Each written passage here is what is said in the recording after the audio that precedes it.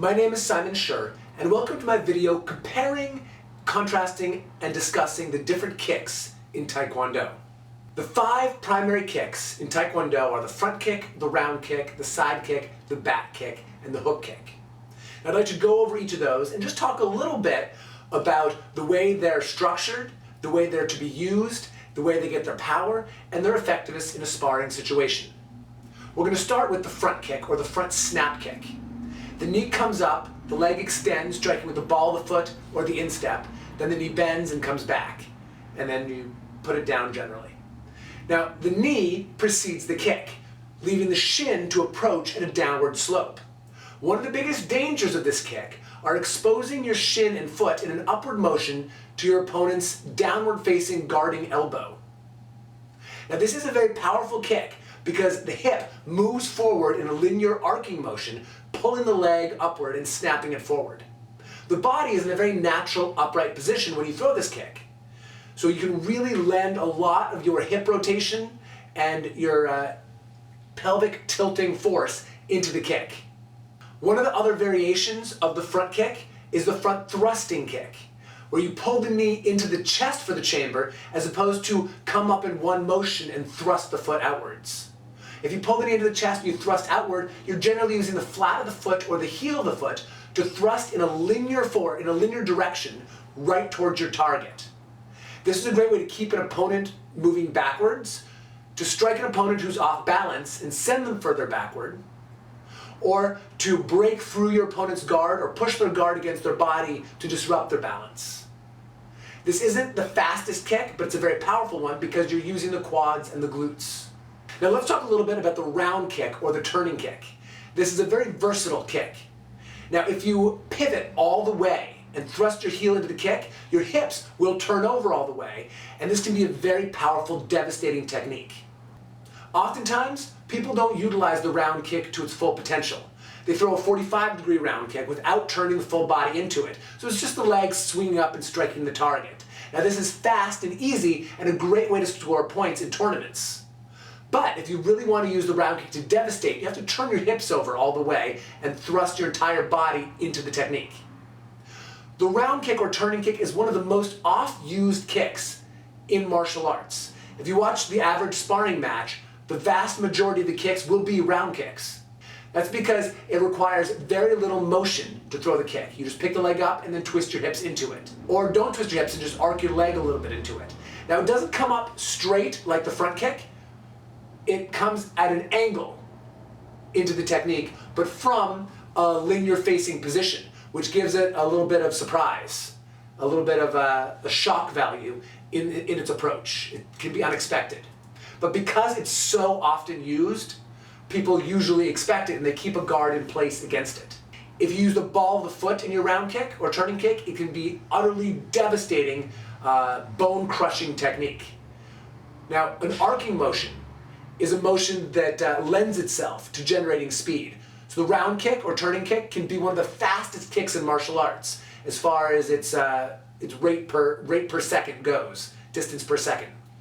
But because it uses that arcing motion, if you generate maximum speed with it, it often telegraphs. So there's a lot of pluses and minuses to the round kick. Now let's talk about the side kick, which is my personal favorite kick. The side kick is one of the only thrusting kicks in martial arts, which means it moves in a stabbing motion as opposed to an arcing motion. So it's a more linear kick as opposed to an arcing kick or centripetal kick. Now the only other kick that comes close to being this kind of kick is the thrusting front kick. But the advantages the side kick has to the thrusting front kick are that your body is side facing, leaving a smaller target to be vulnerable to if your opponent gets around your attack. You also have the standing foot fully pivoted in a good side kick, and that gives you a lot of control against resistance against reactionary force. So if you hit your target and you have some resistance and you're thrust backwards a little bit, your standing foot, because it's pivoted, acts as a buttress and holds you stably. The side kick is one of the most powerful kicks in martial arts if done correctly because it utilizes the largest muscles, the quads, the gluteus, the hamstring, the lower back, and the back of the standing leg, if you position your body and turn your hips over correctly. Now, the round kick can generate more pounds per square inch of force because of the speed it can generate.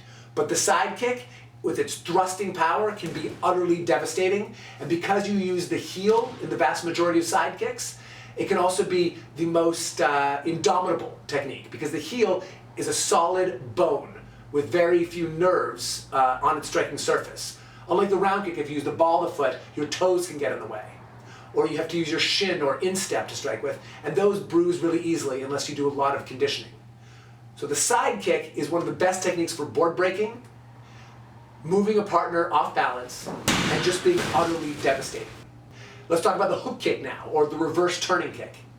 Now the hook kick is, without a doubt, in my opinion, the sneakiest of all martial arts kicks. It comes in an arcing motion, but then it changes direction. So the leg shoots out, it comes through, and then you bend the knee to strike into the target with the back of the heel. So the back of the heel can be sensitive, but it is a solid bone that can be devastating. Now, unless you do it in a spinning motion, it's not going to have extreme power.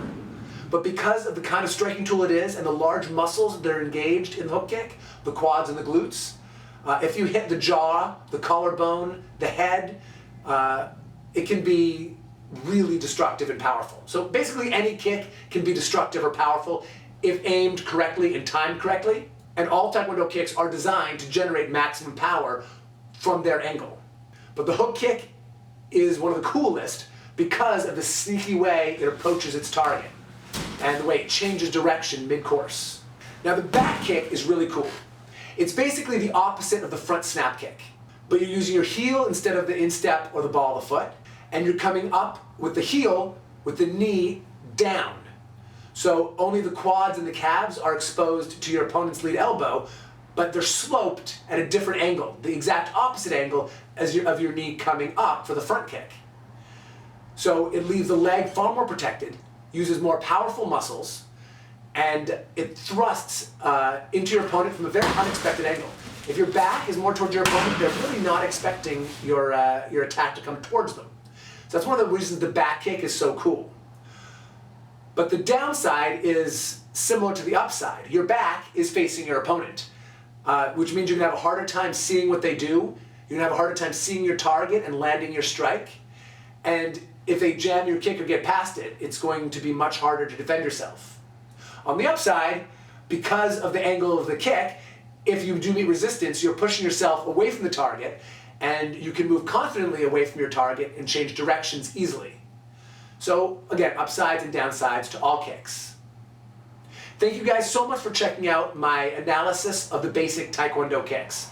Please don't forget to share, comment, like, and subscribe. Check out the other videos on my YouTube channel. And if there's anything particular you would like to see, let me know about it. I'm always looking for new content ideas.